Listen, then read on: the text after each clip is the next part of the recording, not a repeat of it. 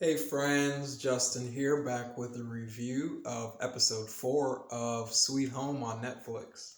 So, this was a fun episode, guys. I've got a couple of notes here just to glance at, but I really enjoyed this episode. There weren't as many new monsters, um, but this was a really interesting episode. So, it opens up. I'm going to call him I don't know, the handsome neighbor, but it opens up with the guy with glasses. Has a close encounter with that succubus animal, and some blood spatters on his face. And this guy is like a ninja. There's just no emotion. And I really wrote that as a note. And even when the mom is blaming him, for her daughter being killed. It's your fault. It's your fault. He just shows no emotion at all. And it was kind of strange. So maybe we'll find out more about what's going on with him.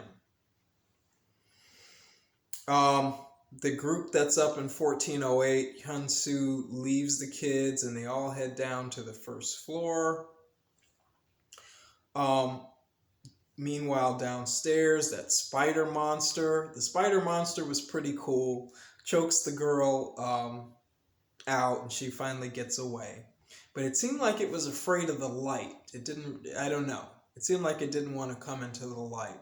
It's not a problem with the other monsters, but that particular one didn't seem like it followed her. So downstairs, the news comes on. We are basically in martial law. The president died last week. And then they come on tonight on the news and basically say, good luck, you're on your own.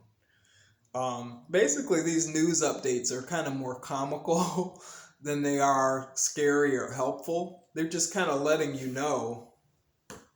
there's really nothing coming. I think she ended with saying, survive, good luck.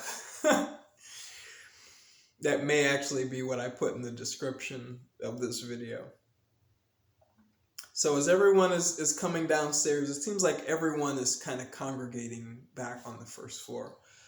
Hyun-soo, our hero, falls, or I didn't catch what that was. Did he faint and fall? Somebody please tell me so I don't have to go back and rewatch. What was that glimmer and then he fell? Was it a monster or did he fall on his own because of one of those fever dreams? He survives. Somebody saved him. I wrote down golden something saved him. But he was saved. Wakes up in that room. And the guy with the glasses, okay. So yeah, the guy with the glasses is like the golden hour, and that's what it is, golden something. He says the golden hour must have saved you. So he knows, or so he knew at that point that Hyun-soo was a monster. It's clear at this point the grocer guy, the guy that was the quote unquote leader of the group, he is just a pig. He's just in it for himself. He's a total pig. Um, as all of this stuff is going on downstairs, and there's a lot of inner drama, the mom with the missing baby that went missing last year, she's starting to change upstairs in 1408. Downstairs, the grocer turns, and it's discovered that this thing is not infectious. It's human desire that causes it. And that's interesting. It's really interesting. I guess intense human desire. So then why didn't the mom turn? She was so afraid about her daughter. Why hasn't she turned yet?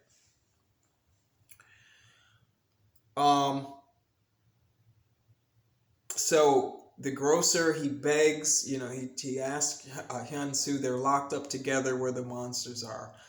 I just want to survive. How do I get out of this? And Hyun-soo says to him, you're shameless. Pull yourself together. And that's all I have to say about that. Basically, using a Mandalorian, this is the way, that's it. You basically need to fix yourself, is what I kind of took from that or gleaned from that. So that was interesting. Do better, and maybe you have a chance for survival. That's what I took from it. So the gangster character, the guy who's wearing that Miami Vice type, outfit, he's playing this cat and mouse game with his victim. And it's becoming more and more interesting. That's a storyline that I want to follow. That was really well done. Because all until now, I've assumed, and it could still be true, that the gangster is the bad guy and the other guy was the victim. But the way he hid and, kind of smirked when he pulled the shade down, I'm not so sure. So that's interesting. And he's been asking Hyun-soo a lot of questions about, what's going on. So that's an interesting storyline. We leave the episode back upstairs again in 1408. And the little girl goes up to our friend that's in the wheelchair and says, Mrs. So-and-so hasn't been out of the bathroom in an hour. And the episode closes on him opening the door, and it appears to be a heartbeat. Does it look like a heart to you guys? It's pulsating against the wall. And he hesitates. He's not able to shoot it right away because he's not sure what this thing is. It's something really interesting. I can't wait to get into the next episode to figure out, if there's some revelation here or what this is. But I continue to enjoy this show, guys. This one didn't have a lot of monsters in it, but kind of some of the backstory, some of the intrigue between the house residents was really fun. Who's your favorite character so far? What do you think about the gangster and that guy that's got the really deformed face? And he's trying to become a monster at this point. That's a really intriguing storyline. Anyway, I'm off to the races to see the next one.